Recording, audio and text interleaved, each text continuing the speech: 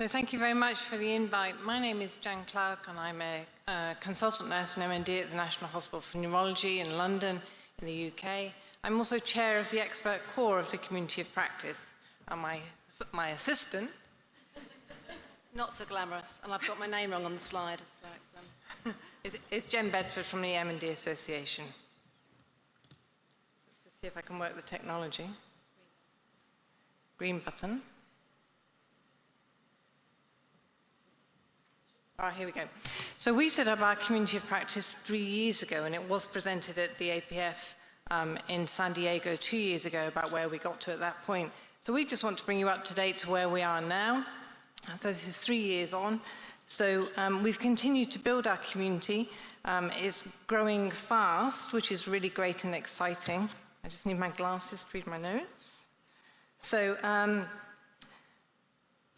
as our community continues to grow, we realize that we need to engage with them and to work out what it is, what they need. They're really engaging and motivated group of professionals, and our basis behind this is to encourage and support and share good practice and emerging research in MND so that we drive up the care that's delivered to people with MND or affected by MND. Behind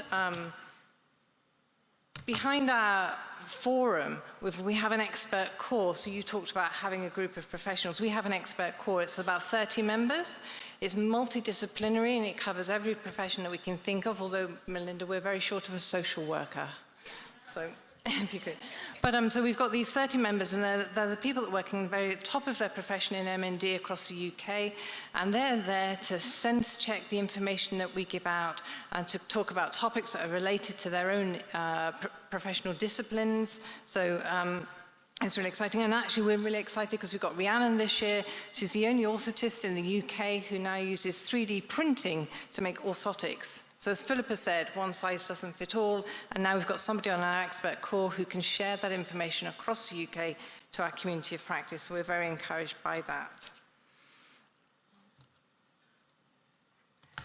Our membership now stands at 1,600, which we think is quite awesome.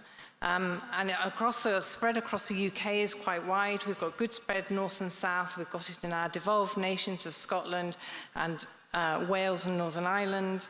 And as you can see from the bottom slide, we've got a good spread of professions that attend our forum as well. So what do our members really appreciate? I think it's those... We do things in slightly differently to the people that presented before, that we run something called information and knowledge exchanges virtually. We run them 3 times a year online, and they're well advertised beforehand, and we have particular topics for them. We also have a face-to-face network meeting once a year, and we had our last one in October. We have an online forum platform where people, wherever they work, because what we're very aware of, our expert core is very embedded in working with people with MND, but lots of our community of practice colleagues may have it as part of their caseload along with other patients, so they don't have to hand perhaps the knowledge you do if you work just in MND. So having an online forum where you can ask a question about what's the best next support for this, or I've got a patient with this complexity, I really don't know where to go, and get a response, because it's monitored by the expert core, out to you wherever you are, whether that's in rural Scotland or sort of the sunny coast of Cornwall, is really useful. Our IKEs, as we call them, our information and knowledge exchanges, so are really brilliant. We have up to 400 people signing up to each session that we have, which is amazing. And they run in real time. They're 2.5 hours long. They run over a lunchtime period, so from 11 till 1:30 in the UK. And you can dial in for all of it or some of it, whatever works for you, wherever you are. So this year in particular, we've done a saliva management course. We've looked at thick and thin saliva and the complexities and the trouble with medications and the availability of Botox. And we've really gone through that. We've also looked at managing high tone, And then the last one we had was coping with complexity. And then what happens after the experts delivered this session online is that then we have the ability through Zoom to go into breakout rooms. So all the community of practice can ask direct to the presenters questions. The expert core supports these meetings, so there's a facilitator in each breakout room online, group online, so that you can really get into it and discuss problems in your particular area. And what we want to do with this network is put people in touch with each other, because what works in London maybe doesn't work in sort of the Outer Hebrides, and so you can talk with people and learn how to do that.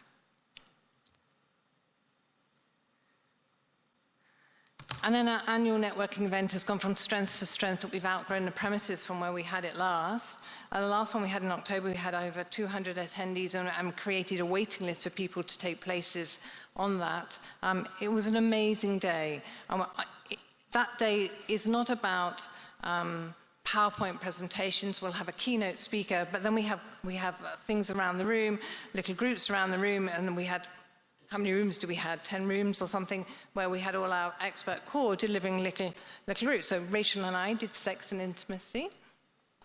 There was groups on Remap, so Philippa's use with Remap, the service about Remap. Remap was there listening to people with professionals in MND about how they may make things like movable collars or the magnetic hat, which is brilliant. I think that would work well in a baseball hat as well. So it was a really great event. But don't take my word for it. We have a very short video now, and apparently if I press this twice, this should work, about interviews that were taken on the day. If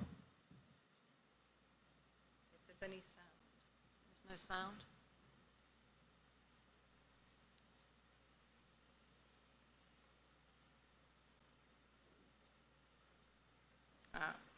I think it's coming again. Oh, okay. Talk amongst yourselves.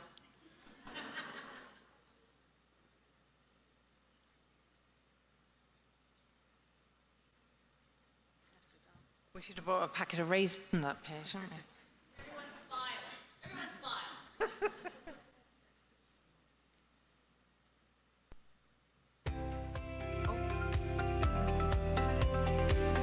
Networking with others has been really, really helpful and beneficial, and particularly those that are looking at supporting carers within the MND community. Well, I definitely recommend it because I was here last year, so I think that probably speaks for itself.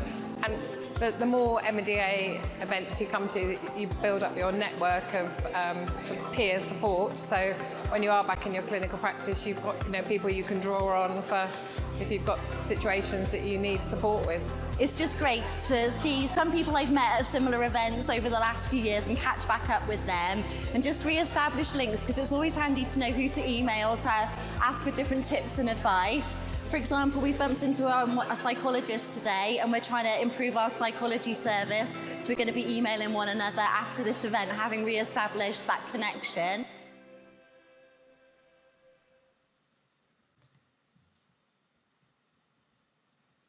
Lovely, thanks for that. I'm glad we got there in the end. That was great. And I'm sure you'll want your lunch, so I'll be brief. But the next stage for us now is maturation, which if you look at the Etienne Wenger model of a community of practice, that's what we're moving into. So what we know, our members really do feel significant support from being part of the community.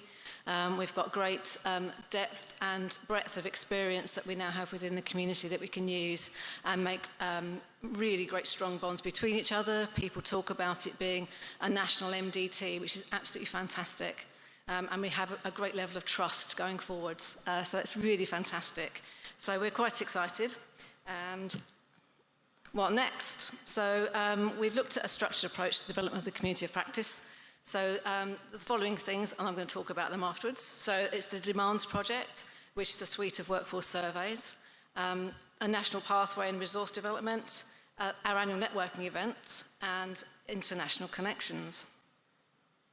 So the Demands Project I wanted to talk about is that we've done a pilot with speech and language therapists, And what this is to do is to find out more about the people that are actually in our community and learn about them and find out what they really want, are we meeting their needs, but also to understand what's going on for them in their professions. So we've been working with a fantastic consultant to help us on this one, designed the survey, and yeah, we put it out there, so we've got the stuff back, which I'll talk about in a sec. But the exciting thing I wanted to say is that we want also to do this with the other 4 professions you can see on the slide there. And that's live at the moment, so we're gathering in all the information. So just to talk quickly about the demand study, we did quantitative and qualitative studies. And what came out of that, which is, it's a whole other presentation really, what's coming out of it. But we're learning a lot about the workforce, and I think it's been referenced before here as well. So we're seeing a part-time workforce in this area, people working 72%, 10 years plus, varying settings, they're inpatients, they're in the community, and the postgraduate levels are high at 43%. We also know the hours they're working with people living with MND, so we have an idea of what people were talking about here was the kind of how much do you work with people with MND within perhaps a mixed caseload. And people are saying the mode is around 5 hours per month working with people living with MND. We know about the process of how people are working, so how are people living with MND experiencing the services through speech and language therapists. 70% of MND patients, we're really pleased to note, were able to get a prioritised referral through to speech and language therapy, which is really encouraging. We're also hearing from speech and language therapists that they're able to make home visits, which reflects people living with MND's preference, and also references the holistic approach that we're seeing through the community of practice, and also echoing what people are saying here, which is this is an MDT approach. No one person can look after somebody living with MND. And really what this is saying is that if a speech and language therapist can go in, they can maybe take a colleague with them as well. So they're not bombarding people with so many visits. They can do one really good visit at once. In terms of practice, people, over half of the speech and language therapists said they could set their own review times. We have encouraging percentages around voice banking, with 78% of people saying that they can refer people within weeks, 2% within days, but always proactive and according to patient need, which is obviously what we're looking for here. We also know about the CPD, and we know that the confidence predictably goes up with experience. In terms of qualitative data, it's obviously much more difficult to get those onto the slides because I could go on forever with some brilliant stats and some quotes from people about that. But we're understanding more about how people go about their roles, what their feelings are about their roles. One interesting quote that I did want to just reference was, they say about working with people with MND that we don't have the time, but we make the time, which I think is really how that's operating a lot, where people we know are under stress with time and paucity of time, paucity of resources sometimes. We know about the training that they want, the knowledge that they want. They want knowledge about MND specifically. They want SLT-specific content as well, and they want to talk about difficult conversations, which I prefer to call emotional conversations. The emotional load of working with people living with MND was interesting. They talk about positive and negative of that. The positivity they get from being actually connected with the people that they're working with. And obviously then there is that emotional load on them as practitioners. So that's what we're looking at. So what we're trying to do from this information is then to start to tailor what we're doing with this group. So there are pilot groups to start off with. One thing that came out was the importance of speech and language therapy assistance, which is important. And I mention that particularly because they can pick up some of the non-complex stuff, freeing up time for the specialists to be able to meet the more complex needs of the people they're working with. And the reason I mention that particularly is because we're doing this with OTs, physios, etc. And we may find that echoes across, because what we'll be able to do is use the different professions to interlink and see where the similarities are, and then make a really good response to our network. The other thing we're doing are looking at pathways and aids to practice, and we're doing this through our care centres and networks who are represented by care centre coordinators. We have 23 care centres and networks across the UK, and they're a really rich group of people that we can work with, and they form a kind of a discrete group of people, if you like, within the community of practice. We identified this at a meeting that we had, and these are the 3 projects that we're working on between 2024 and 2025. Saliva management, we want to develop a national pathway to be able to support people to build their local pathways, if you like. So a kind of an overarching one that people can then identify what they can use in their own areas. We're also looking at a risk assessment for discharge with a nasogastral tube. It's unusual, but what we're trying to do is produce something so that when people discharge someone with a nasogastral tube, they've kind of got that document there. Because it's so rare, if we can create this one, then that people can pick that off of the shelf. And finally, eating and drinking with a knowledge risk. This is an interesting one. It comes up all the time at when we're talking with our community. And it's the ethics around feeding someone with that knowledge risk. Not only because obviously there could be a bad incident that happens with that, but it's someone's right to eat what they want to eat. But there's the ethical stance in terms of what happens literally if there is going to be a choking incident, but also how that potentially could make a practitioner feel. So we're exploring that area. That's much more nebulous, I would say, in as much as we're trying to explore what people need in that space. So 2025 annual networking event, it's going to be in October again, probably Birmingham again, because we've got a bit of an affinity with that. We're looking at it being much bigger. We've totally outgrown our location now. So we're going to be renting probably 3 more spaces there to be able to meet the needs of our community. We're going to add a poster element, and we're going to have more demonstrations taking place there. There's so much I could talk about. Honestly, I could go on forever. So, developing international connections. This is a spoiler alert for the Pass It On project, which is coming on later on. You'll see us later. But also here, I did want to mention that if any of you are interested in joining the community of practice, we can't give you the bursaries that we give our other people. We can't give you our continuing professional fund money, because obviously we're a charity. But if you ever want to join into our IKES or join our community, please do. You'll be more than welcome. And do go on our website.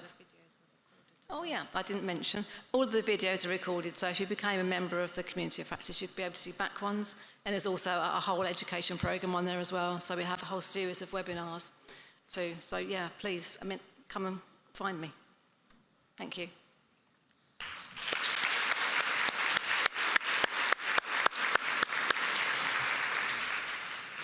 Jen and Jan, thank you so much. It's so exciting to see how the community of practice has grown year on year, and you're a little bit ahead of Kate and Lee, and just seeing how that would kind of pan out in the future. Are there any questions in the room? Somebody's having a stretch? No, not a question. Kate and Lee mentioned that they had initial teething problems with some of the tech and finding the right platform to develop their community of practice. Is that something you had thoughts about, or can offer any support, help? Yeah, we didn't go for a particular platform. So what we do is we use Zoom for the meetings. We find that Zoom works with the NHS. It's a neutral platform, so anyone can use it. So people can dial in from anywhere to use that one. Teams is much more restrictive. I'm trying to set up an external Teams channel, and I've had all sorts of issues internally on that one, but we find that Zoom works really well. And I think we also have that forum element through Facebook is currently what we use at the moment, so that's where people are exchanging their ideas and interest in there. Great, thank you. Any questions? No, just saying thank you so much. It was brilliant.